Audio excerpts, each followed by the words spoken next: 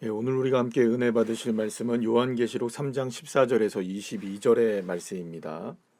요한계시록 3장 14절부터 22절의 말씀 함께 합독하시겠습니다. 라오디게아 교회의 사자에게 편지하라. 아멘이시오 충성되고 참된 증인이시오 하나님의 창조의 근본이신 이가 이르시되 내가 내 행위를 아노니 내가 차지도 아니하고 뜨겁지도 아니하도다. 내가 차든지 덥든지 하기를 원하노라. 내가 이같이 미지근하여 뜨겁지도 아니하고 차지도 아니하니 내 입에서 너를 토하여 버리리라. 내가 말하기를 나는 부자라 부요하여 부족한 것이 없다 하나 내 곤고한 것과 가련한 것과 가난한 것과 눈먼 것과 벌거벗은 것을 알지 못하는도다. 내가 너를 권하노니 내게서 불로 연단한 금을 사서 부요하게 하고 흰옷을 사서 입어 벌거벗은 수치를 보이지 않게 하고 안약을 사서 눈에 발라 보게 하라. 물은 내가 사랑하는 자를 책망하여 징계하노니 그러므로 내가 열심을 내라 회개하라. 볼지어다 내가 문 밖에 서서 두드리노니 누구든지 내 음성을 듣고 문을 열면 내가 그에게로 들어가 그와 더불어 먹고 그는 나와 더불어 먹으리라. 이기는 그에게는 내가 내 보좌에 함께 앉게 하여 주기를 내가 이기고 아버지 보좌와 함께 앉은 것과 같이 하리라. 귀 있는 자는 성령이 교회들에게 하시는 말씀을 들을지어다. 아멘. 할렐루야. 오늘은 일곱 교회의 마지막 교회로 소개되고 있는 라오디게아 교회에 관한 말씀을 함께 나누도록 하겠습니다. 이 소아시아 일곱 교회 가운데 이 라오디게아 교회는 4대 교회와 함께 책망만 받은 교회로 알려져 있습니다. 특히 이제 라오디게아 교회가 마지막으로 나오게 되면서 이 책망의 내용이 굉장히 뜨끔한 내용들이 굉장히 많은 것을 보게 됩니다. 그리고 이것은 단지 2000년 전에 세워져 있었던 라오디게아 교회만을 향한 것이 아니라 물론 다른 모든 교회도 마찬가지이지만 이 라오디게아 교회도 현대의 오늘날을 살아가고 있는 우리들 그리고 또 우리의 교회에게도 분명하게 하나님께서 메시지를 주고 있는 내용이 있다는 것을 우리가 분명히 알아야 하는 것입니다.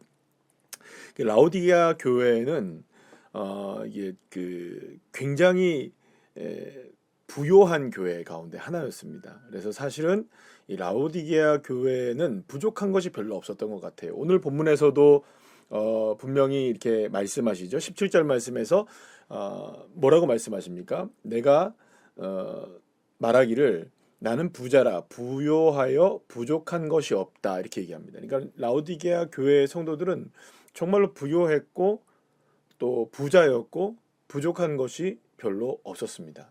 그래서 그것이 어떻게 보면 큰 장점이 될 수도 있었겠지만 오히려 이것이 단점이 되어서 책망을 받게 되는 일이 일어나게 된 것입니다. 사실 이 라오디게아라는 교회는 매우 부요했던 도시였습니다. 그러니까 단지 이 라오디게아 교회 성도들만 부요한 것이 아니라 라오디게아 도시 전체가 다 부요한 도시였습니다. 특히 라오디게아는 의료와 특산품 그리고 또 이런 산업이 굉장히 발달해 있었던 것은 물론이거니와 정치적으로도 상당히 안정되어 있었던 도시였습니다. 특히 이 도시가 얼마나 부유하냐면 역사적 기록에 따르면 주후 61년경에 이 라오디게아 부근의 계곡에서 커다란 지진이 일어나게 됩니다. 그 당시에 로마 제국이 이제 이 라오디게아를 비롯한 이 지역도 전부 다 관할을 하고 있었기 때문에 로마가 이제 이 라오디게아의 회복을 위해서 재건을 위해서 도움을 주겠다고 말했습니다. 그런데 이 라오디게아는요, 이 로마 제국의 도움을 거절합니다. 왜냐하면 스스로의 힘으로 얼마든지 일어날 수 있었기 때문이었죠. 그러니까 그리고 나서 이후에 이제 이 도시를 재건하는 사업을 라오디게아 스스로가 이 일을 해내게 될 정도로 굉장히 부요했던 그 도시가 바로 이 라오디게아였던 것입니다. 이러한 정치적이고 사회적이고 경제적인 안정으로 인하여서 라오디게아는 굉장히 그 중심적인 그 힘을 발휘하게 되었고 뭐 인접해 있었던 히에라볼리라는 그 폴리스죠. 히에라폴리스라는 도시와 또 골로새를 버금가게 하는 굉장히 행정과 사법과 금융의 중심지로 더욱더 크게 발전하게 되는 곳이 바로 이 라오디게아였습니다. 이런 도시적인 특성에 따라서 뭐 그 함께 살고 있었던 이 라오디게아 교회 성도들도 비슷한 상황을 가지고 있었던 것 같습니다. 그래서 이곳 도시, 그러니까 라오디게아 교회 성도들은 부족한 것이 별로 없었던 것이죠. 이 라오디게아 교회가 어떻게 세워지게 되었냐면 바울의 동역자였던 에바브라가 정말로 눈물과 기도 가운데 설립한 것으로 알려진 교회가 바로 이 라오디게아 교회였습니다. 특히 라오디게아 교회는 골로새 교회와 함께 굉장히 긴밀한 관계를 맺고 있었고요. 골로새 교회가 굉장히 뜨거운 교회로 알려져 있는데요. 이 골로새 교회로부터 물려받은 그 신앙의 그 열성을 이 라오디게아가 처음 가지면서 굉장히 뜨거운 모습으로 그들이 신앙을 생활을 했던 것으로 알려져 있습니다. 하지만 오늘 이 본문에서 주님께서 이 책망을 하시는 이 라오디게아 교회를 향해서 책망하시는 모습을 보게 되면 이런 뜨거움이 어느새 사라지고 미지근한 신앙이 되었다라고 분명하게 말씀하시는 것을 보게 됩니다. 오늘 주님이 이렇게 얘기하죠. 차지도 아니하고 덥지도 아니하도다. 내가 차든지 덥든지 하기를 원하노라라고 말씀하십니다. 15절에서. 그러니까 만약에 이게 지금 뜨거워지지 않는다면, 다시금 뜨거워지지 않고 여전히 미지근한 상태로 되어지게 된다면 주님이 뭐라고 하시냐면 토해내 버리신다고까지 얘기하실 정도로 이 지금 라오디게아 교회의 상황은 매우 심각했던 상황이었던 것이죠. 그러니까 그 맛을 잃은 소금은 어떻게 됩니까? 버려질 수밖에 없다라고 주님이 말씀하시지 않았습니까? 마찬가지로 지금의 이 라오디게아 교회의 상황이 맛을 잃은 소금, 미지근한 상태로 되어서 굉장히 심각한 영적 상태에 놓여져 있다는 것을, 그래서 주님께서 이 교회를 향해서, 성도들을 향해서 책망하는 것을 보게 됩니다.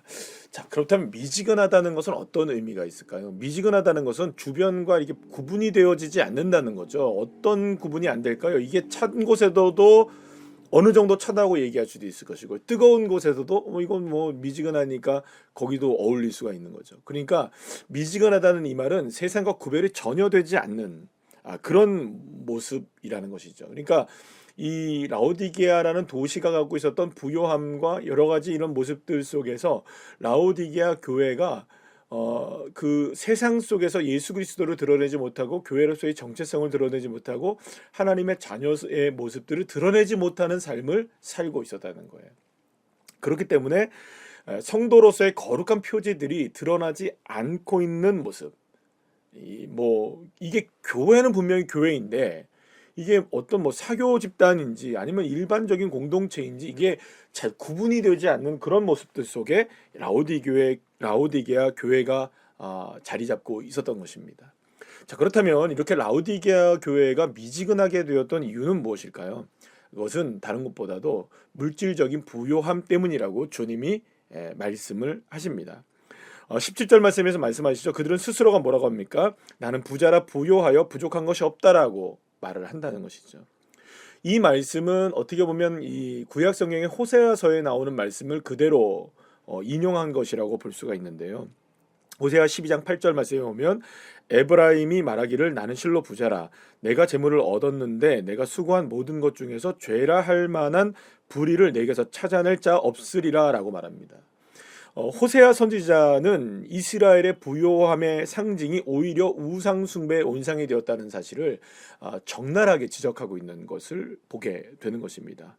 이처럼 라오디게아 교회 역시 단순하게 부요함이 문제가 된 것이 아니라 부요함이 무엇으로 이어지게 되느냐면 결국에는 우상 숭배로 이어지게 되는 것이죠.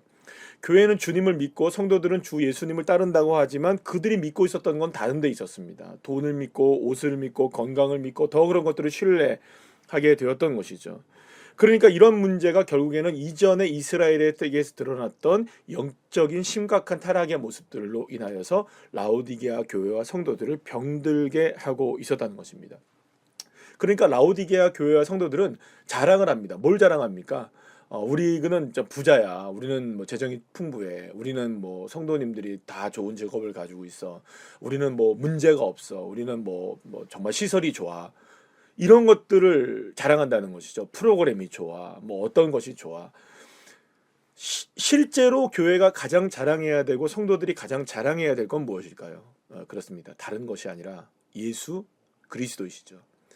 그래서 오늘 본문에서 주님께서는 이 라오디게아 교회를 향해서 원하는 것이 있는 것을 한 가지 말씀하십니다. 뭐냐면 내가 너와 그와 더불어 먹고 먹으리라라고 얘기를 하시죠. 오늘 20절 말씀에 그런 얘기를 하십니다. 그와 더불어 먹고 그는 나와 더불어 먹으리라. 그러니까 주님은 단순하게 주님이 원하시는 건 뭐냐면 이 라오디게아 교회의 성도들이 주님과 함께 더불어 살아가는, 그러니까 주님으로 인해 기뻐하고 주님을 자랑하고 주님과 함께하는 것이 가장 행복한 것이어야 하는데, 라오디게아 교회의 성도들은 무엇으로 행복하게 되었느냐? 자신의 가진 것들을 자랑하기에 바빴다는 것이죠. 그러니까 결국에는 이런 모습들을 보게 될 때 이 라오디게아 교회가 많은 것들을 갖고 있지만 주님 보시기에는 어떤 형편이라고 말씀하시냐면, 오늘 보면 17절에 그들은 오히려 곤고하고 가련하고 가난하고 눈멀고 벌거벗었다라고 주님이 말씀하고 계시는 것입니다. 사랑하는 여러분, 지금 라오디게아 교회를 향해서 주님은 굉장히 문제를 정확하게 지적하고 계십니다. 영적인 현실을 직시해야 한다고 지금 말씀하고 계시는 것이죠. 주님이 이 이야기를 하시는 것은 단순하게 문제를 지적함이 아닌 것이죠. 오늘 본문에서 분명히 주님께서 19절에서 말씀하시죠. 왜 내가 라오디게아 교회를 책망하느냐. 여러분, 라오디게아 교회를 책망하는 이유는 딱 하나입니다. 사랑하는 자를 책망하신다. 그리고 징계한다고 말씀하십니다. 그러니까 주님께서 지금 라오디게아 교회를 사랑하지 않으신다면 그들을 책망하실 이유도 없고 그들을 징계하실 이유도 없다는 것입니다. 그러니까 그들을 징계하시고 사랑하시는 이유는 딱 하나입니다. 사랑하시기 때문이라는 거죠. 그리고 그 사랑으로 인하여 이 라오디게아 교회는 다시금 회복되어야 하는 것입니다.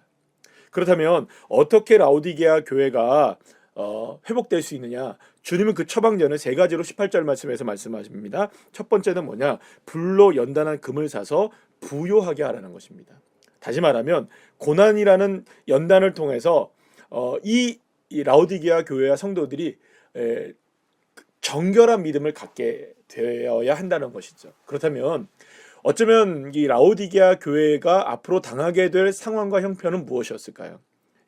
라오디게아 교회가 아무리 돈이 많고 아무리 부유하다 할지라도 예수를 믿는 사람들을 향한 박해와 핍박을 피할 수 없었던 로마 시대에서는 이 라오디게아 교회도 분명히 불로 연달받을 만한 그런 시간들을 만날 수밖에 없다는 겁니다. 그렇다면 그때 그 불로 연단되는 시험을 만나게 될 때 라오디게아 교회의 성도들은 무엇을 깨달아야 되느냐?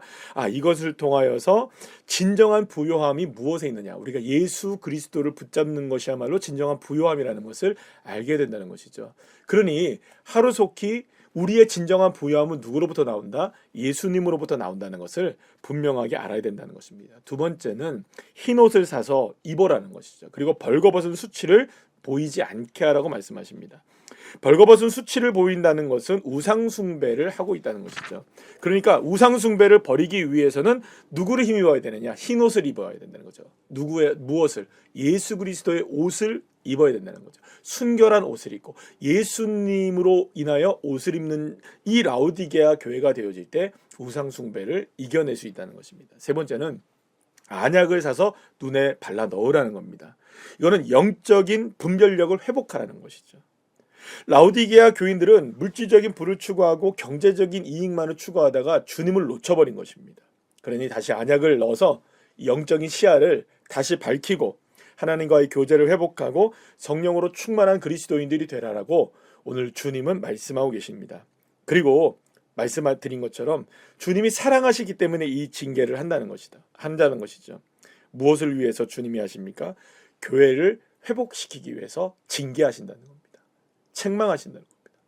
만약에 주님이 우리를 사랑하지 않는다면 책망도 징계도 필요가 없다는 것이죠. 그래서 주님이 사랑하시고 책망하신다는 것은 결코 지금 이 라오디게아 교회를 포기하지 않고 계신다는 주님의 절절한 마음이 담겨져 있는 것이라고 볼 수 있습니다. 그래서 주님은 말씀하시죠.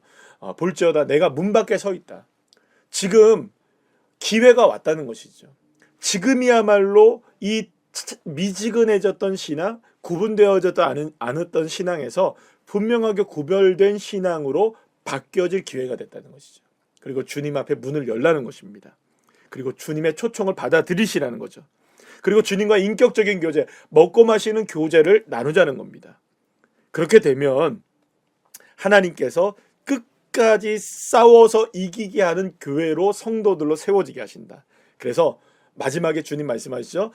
내 보좌에 함께 앉게 하여 주겠다라고 말씀하십니다. 그러니까 이 상황을 이겨내는 겁니다. 우리의 영적인 시야를 떠서 우리의 상황을 뛰어넘어 주님을 붙잡고 주님을 바라보는 자가 되어질 때에, 그리고 어떤 상황이든지 주님과 동행하며 주님과 더불어 살아가는 존재가 되어질 때에 주님은 보좌에 함께 앉게 하시는 축복을 허락해 주신다고 약속하고 계시는 것입니다. 사랑하는 여러분, 그렇다면 오늘 이 라오디게아 교회를 향해서 우리들에게 말씀하시는 주님의 메시지는 무엇일까요?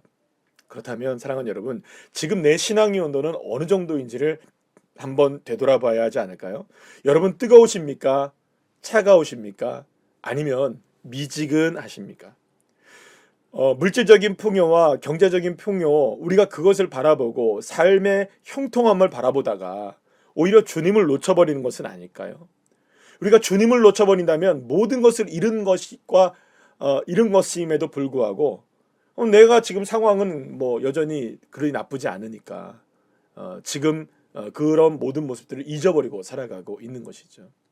사랑하는 여러분, 나의 상태가 지금 어떤 상태인지, 영적 상태인지를 다시 한번 살펴보는 저와 여러분 되시기를 간절히 소망합니다.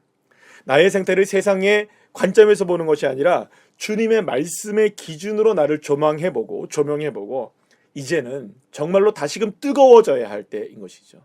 다시금 첫사랑을 회복하고 믿음을 회복하고 주님과 더불어 먹고 마시는 존재가 되어질 때에 사랑하는 여러분, 저와 여러분은 하나님의 보좌에 앉는 놀라운 축복을 누리게 되는 것입니다. 사랑하는 여러분, 미지근한 정도로 만족되지 않기를 축복합니다. 미지근함으로 오히려 버리시길 바랍니다. 더 뜨겁고 열렬하게 예수님을 사랑하는 자리에 서서 주님과 함께 승리하시는 귀한 주의 자녀들 되시기를 간절히 축원합니다.